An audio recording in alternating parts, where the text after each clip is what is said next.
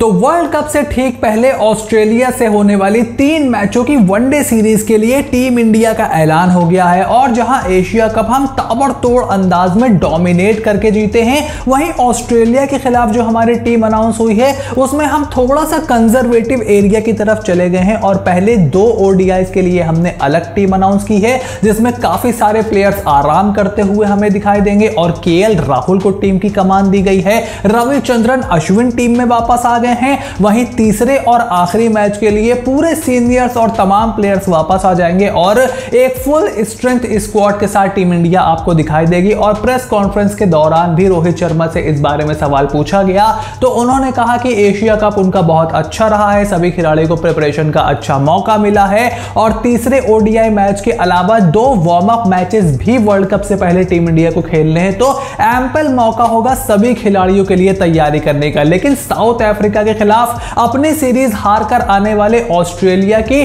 Full strength squad announce हुई है और तमाम सीनियर खिलाड़ियों के साथ साथ उनके कुछ यंगस्टर्स को भी टीम में मौका मिला है। वहीं ट्रेविस हेड जैसे खिलाड़ी की इंजरी की वजह से मार्नस लाबुशैंग भी टीम में वापस आ गए हैं। तो सबसे पहले जल्दी से ऑस्ट्रेलिया की टीम में आपको बताऊंगा, उसको निपटाया जाएगा और उसके बाद एक एक करके दोनों भारतीय टीम जो अनाउंस हुई है और उसमें जो सरप्राइज कॉल हुए हैं सबके बारे में डिटेल बात होगी। पूरी इंफॉर्मेशन आपको इस वीडियो में मिलने वाली है, तो make sure you stick around till the end of this video. तो भारत के खिलाफ 3 मैचों की ओडीआई सीरीज के लिए अगर सबसे पहले ऑस्ट्रेलियन टीम पे नजर डालें तो उनके बल्लेबाजों से शुरू करते हैं। यहां पर अनुभवी डेविड वार्नर और स्टीव स्मिथ के साथ Marnus Labuschagne, Alex Carey, Josh Inglis और मैट शॉल्ट के रूप में एक युवा खिलाड़ी को भी मौका मिला है। जॉश इंग्लिश ऑब्वियसली आपके बैकअप है एलेक्स कैरी के बतौर विकेट कीपर और as a middle order batsman वो चुने गए हैं। अनफॉर्चुनेट इंजरी जो हुई ट्रेविस हेड को, उससे ऑस्ट्रेलिया को बहुत बड़ा झटका लगा है और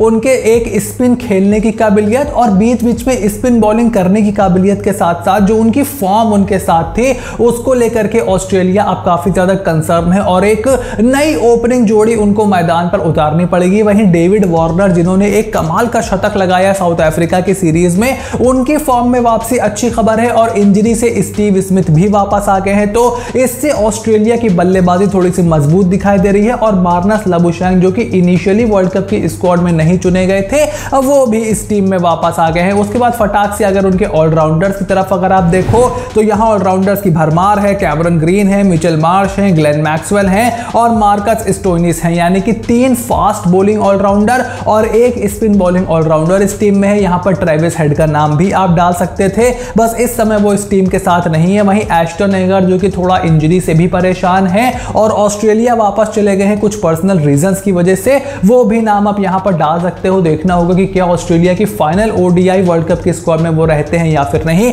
वहीं बॉलर्स की तरफ अगर आप चले तो अनुभवी तिगड़ी की यहां पर वापसी हो गई है। कप्तान पैट कमिंस के साथ Shawn Ebert, Nathan Ellis, Josh Hazlewood, Spencer Johnson, Mitchell Starc, Adam Zampa और तनवीर सांघा को इस टीम में जगह मिली है, यानी कि 2 युवा खिलाड़ी स्पेंसर जॉनसन और तनवीर सांघा जो कि स्पिनर हैं उनको इस टीम में मौका मिला है। थोड़ा सा भारतीय परिस्थितियां उनको दिखाने की यहां पर कोशिश की जाएगी क्योंकि 15 सदस्य स्क्वाड में तो उनकी जगह बनना मुश्किल है अनटिल एंड अनलेस कोई इंजरी कंसर्न ना आ जाए। नेथन एलिस और शॉन एबर्ट भी इस टीम में है। साउथ अफ्रीका में हमने देखा था कि माइकल नेसर भी खेल रहे थे लेकिन उनकी इस टीम में जगह नहीं मिली है बिकॉज पैट कमिंस और मिचेल स्टार्क दोनों वापस आ गए हैं। लेकिन अगर आप ऑस्ट्रेलिया का पूरा स्क्वाड देखो तो अच्छा खासा स्क्वाड इन्होंने सेलेक्ट किया है और 2 चीजें ध्यान में रखी हैं। पहले तो अपने मेन खिलाड़ियों को तो ये लेकर के आ ही रहे हैं, साथ ही साथ जो इनके युवा खिलाड़ी हैं जैसे तनवीर की हमने बात की, स्पेंसर की हमने बात की, एवन लाबुशैंग की हमने बात की, उसमें आप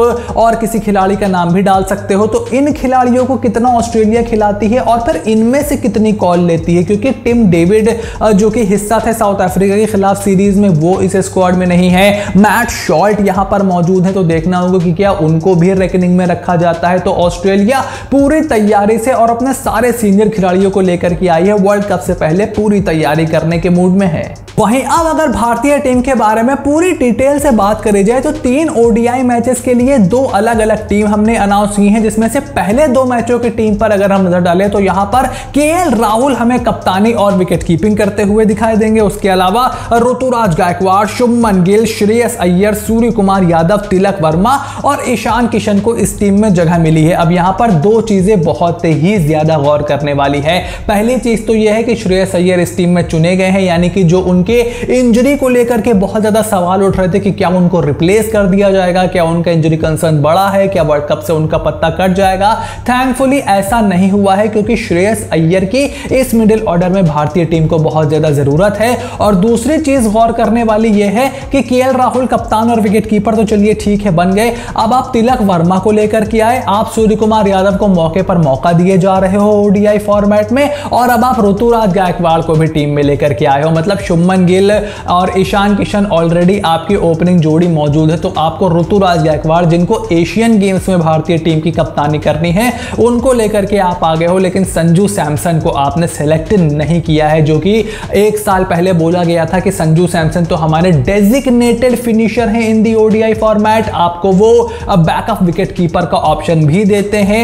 एक साल में उनका ओडीआई फॉर्मेट में प्रदर्शन भी अच्छा रहा है, लेकिन एकदम से वर्ल्ड कप आते आते उनको पूरी तरीके से डिस्कार्ड कर दिया गया है। और एक ऐसा खिलाड़ी जिसने सिर्फ एक वनडे खेला है और एक ऐसा खिलाड़ी जो कि वनडे में पूरी तरीके से क्लूलेस लगाई देता है, उन दोनों को बराबर यहां पर मौका दिया जा रहा है। Harsh on Sanju Samson, but that is the way it is. उसके अलावा अगर हम ऑलराउंडर्स की तरफ चलें तो रविंद्र जाडेजा, जो कि इस टीम के वाइस कप्तान बनाए गए हैं, उसके अलावा शार्दुल ठाकुर, वॉशिंगटन सुंदर और रविचंद्रन अश्विन की ओडीआई फॉर्मेट में एकाएक वापसी हो गई है। यानी कि इससे दो चीजें आपको दिखाई देती हैं। पहला तो जो ऑफ स्पिनर की कमी थी, जो हमने कुछ वीडियोस पहले बात की थी जब एशिया कप की स्क्वाड अनाउंस हुई थी, वो थोड़ी सी टीम इंडिया को खली है और अब वो ऑफ स्पिनर की तरफ देख रहे हैं। सुंदर और अश्विन दोनों को इसलिए लेकर के आया गया है कि अगर अक्षर पटेल फिट नहीं होते हैं तो हम दोनों को देखेंगे और फिर जो बेहतर विकल्प होगा उसके साथ जाएंगे। बिकॉज वॉशिंगटन सुंदर की इंजरी का भी ना कोई अता पता नहीं है ना, वो भी कभी भी इंजर्ड हो जाते हैं। तो यहां पर सेफ चल रही है थोड़ी सी टीम इंडिया, लेकिन सवाल यह है कि दोनों मैचों में आप कितने मौके दे दोगे अश्विन को, कितनी जल्दी आप जज कर लोगे। सुंदर को जो आपने फाइनल में खिलाया, ना बेचारे की बैटिंग आई ना बॉलिंग आई, थैंकफुली इंजर्ड नहीं हुए, तो उनको भी आप 2 मैचेस में कितना खिला लोगे। बट यहां पर टीम मैनेजमेंट ने दोनों को सेलेक्ट किया है। उसके बाद अगर गेंदबाजों की तरफ चलें तो यहां पर जसप्रीत बुमराह, मोहम्मद शामी, मोहम्मद सिराज और प्रसिद्ध कृष्णा ने अपनी जगह पूरी तरीके से बरकरार रखी है। यानी कि गेंदबाजों में कुलदीप यादव को फिलहाल आराम दिया गया है 2 मैचेस के लिए, लेकिन यूजी चहल को सेलेक्ट नहीं किया गया है। यह चीज आपको गौर करनी होगी कि यूजी चहल को संजू सैमसन की तरह पूरी तरीके से डिस्कार्ड कर दिया गया है। और जो हमारी फास्ट बॉलिंग यूनिट है, यानी कि बुमराह, शामी, सिराज, बैकअप में प्रसिद्ध, उसके अलावा शार्दुल, ये सारे के सारे टीम में बने हुए हैं। यानी कि बुमराह, सिराज, शामी को और ज्यादा मैच प्रैक्टिस देना चाहती है टीम इंडिया। दोनों ओडीआईज क्या ये खेलेंगे, ये कहना थोड़ा सा मुश्किल है। रोटेशन पॉलिसी आप इस टीम में भी देखोगे, बट ये दोनों ही प्लेयर्स, आपके तीनों ही फास्ट बॉलर्स आपके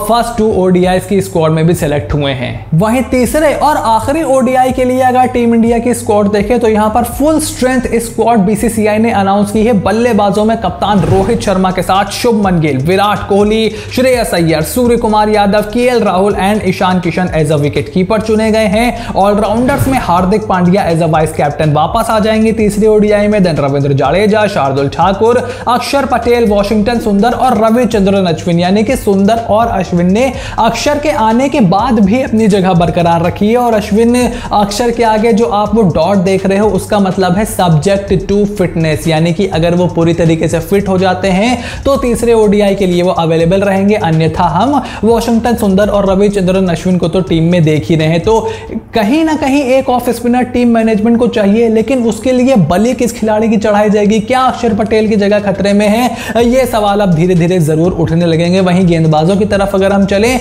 तो जसप्रीत बुमराह के साथ मोहम्मद शामी, मोहम्मद सिराज और कुलदीप यादव को इस टीम में वापसी होती हुई हमें दिखाई देगी इन द 3rd ओडीआई। आराम के बाद कुलदीप यादव वापस आ जाएंगे, रोहित शर्मा वापस आ जाएंगे, हार्दिक पांड्या वापस आ जाएंगे, विराट कोहली वापस आ जाएंगे। तो हमारे चंक ऑफ प्लेयर जो कि रेस्ट करेंगे वो वापस आ जाएंगे। अगर इस स्क्वाड को आप देखो तो कंप्लीटली वर्ल्ड कप की स्क्वाड ये दिखाई दिखाई देती है, लेकिन इसमें किस खिलाड़ी का पत्ता कटेगा, क्योंकि सुंदर और अश्विन अगर दोनों को आप लेकर के आए हो तीनों मैचों के लिए, तो मेरा ऐसा मानना है इन दोनों में से एक सिलेक्ट होने वाला है, एक इन दोनों में से सिलेक्ट होने वाला है। एंड आई माइट थिंक कि रविचंद्रन अश्विन का पलड़ा जो है वो थोड़ा सा भारी होगा यहां पर वॉशिंगटन सुंदर के ऊपर, क्योंकि अगर अश्विन आते हैं तो वो एक्सपीरियंस लेकर के आते हैं। सुंदर का अगर आप देखो तो TNPL भी अच्छा नहीं गया था, प्लस उनके इंजरी कंसर्न्स हैं, एशियन गेम्स में भी उनको सिलेक्ट किया गया था, तो क्या वहां पर सुंदर का रोल होगा ये देखना भी बहुत ही इंटरेस्टिंग होगा।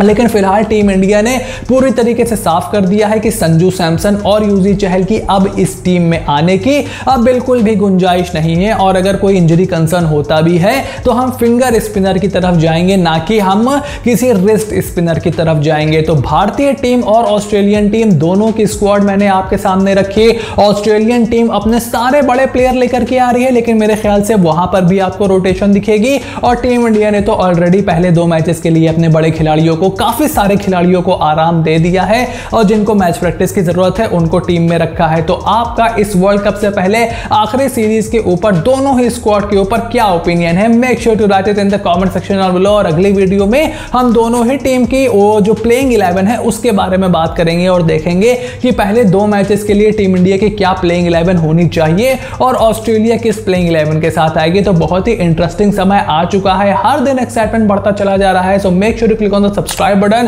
Press the bell notification, become part of the family, ताकि आपसे कोई भी वीडियो बिल्कुल भी मिस ना हो। So you have to stay tuned for everything that is coming your way, and I will see you soon in the next video.